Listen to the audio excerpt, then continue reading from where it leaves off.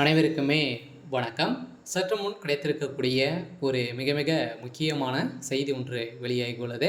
சற்று முன் பொன்முடிக்கு எதிராக நீதிபதி தீர்ப்பு, 7 ஆண்டு சிறை தண்டனை, பரபரப்பு. இது மாதிரி பார்த்தீங்கன்னா செய்திகள் வெளியே இருக்கு. ஏற்கனவே அமைச்சர் பொன்முடி அவர்கள் பார்த்தீங்கன்னா அதிரடியாக ஒரு சர்ச்சைக்குரிய ஒரு பேச்சில் பார்த்தீங்கன்னா வசமாக சிக்கியிருந்தார். ஸோ இந்த நிலையில் கடுமையான விமர்சனங்கள், எதிர்ப்புகளும் பார்த்தீங்கன்னா நீதிபதிகிட்ட பார்த்தீங்கன்னா அதே மக்களிடையே ஸோ பெண்களை பார்த்தீங்கன்னா இழிவாக பேசிய அளவிற்கு பார்த்தீங்கன்னா இவர் பேசியிருந்தார். இந்த பேச்சின் அடிப்படையில் இதுக்கு எதிராக பார்த்தீங்கன்னா நீதிபதிகளே பார்த்தீங்கன்னா எதிர்ப்புகள் தெரிவித்திருந்தாங்க. இவர் மீது வழக்கு பதிவு செய்தி இந்த வழக்கு இன்று பார்த்தீங்கன்னா நேற்று நிலுவைக்கு வந்தது. இந்த வழக்கின் அடிப்படையில் பொன்முடி அவர்களுக்கு எதிராக நீதிபதிகள் வழங்கிய தீர்ப்பின் அடிப்படையில் இவருக்கு 7 ஆண்டுகள் சிறை தண்டனை உறுதி அப்படின்ட்டு நிரூபமாயிருக்கு.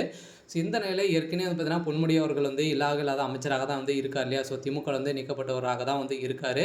ஸோ இருந்தாலுமே இப்போ தகவல் பார்த்தீங்கன்னா செய்தி வெளியே இருக்குது. பொன்முடிக்கு எதிராக தீர்ப்பு வழங்கியிருக்காங்க. ஸோ இதை பற்றி இந்த வீடியோவில் நம்ம முழுமையாக பார்க்கலாம். ஸோ அதுக்கு முன்னாடி நம்ம சேனலுக்கு இப்போ தான் நீங்கள் முதல் முறையாக வந்திருக்கீங்க அப்படின்னா மறக்காமல் நம்மளுடைய சேனலை சப்ஸ்கிரைப் பண்ணி சப்போர்ட் பண்ணுங்கள். ஸோ வாங்க வீடியோக்குள்ளே போகலாம். ஸோ பார்த்தீங்கன்னா பொன்முடிக்கு சிறை உறுதி, கடுமையான எச்சரித்த நீதிபதி. யாருமே எதிர்பாராத அளவுக்கு பார்த்தீங்கன்னா இந்த சம்பவம் நடந்திருக்கு.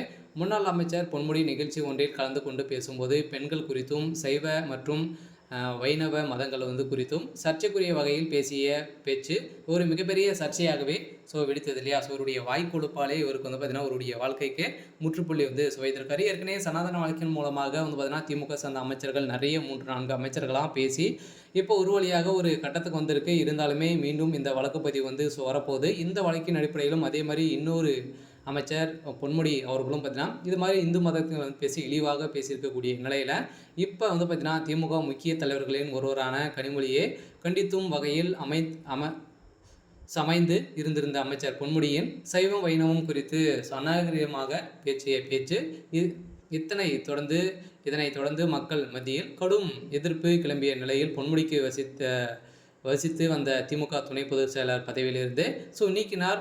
முதல்வர் மு.க. ஸ்டாலின் மேலும் பொன்முடியின் அமைச்சர் பதவியும் பறிப்போனது குறித்து பொன்முடி பேசிய பேச்சுக்கு தொடர்ந்து கட்சி பொறுப்பிலிருந்து அமைச்சர் பொறுப்பிலிருந்தும் வைத்து இருந்தால் வரும் 2026 சட்டசபை தேர்தலில் திமுகவுக்கு ஒரு மிகப்பெரிய சரிவை ஏற்படுத்தும் வகையில் இப்போ அதன் அடிப்படையில் தான் இப்போ பார்த்தீங்கன்னா இதை உணர்த்தும் விதமாக கட்சியிலிருந்து நிலம் முழுமையாக நீக்கப்பட்டது.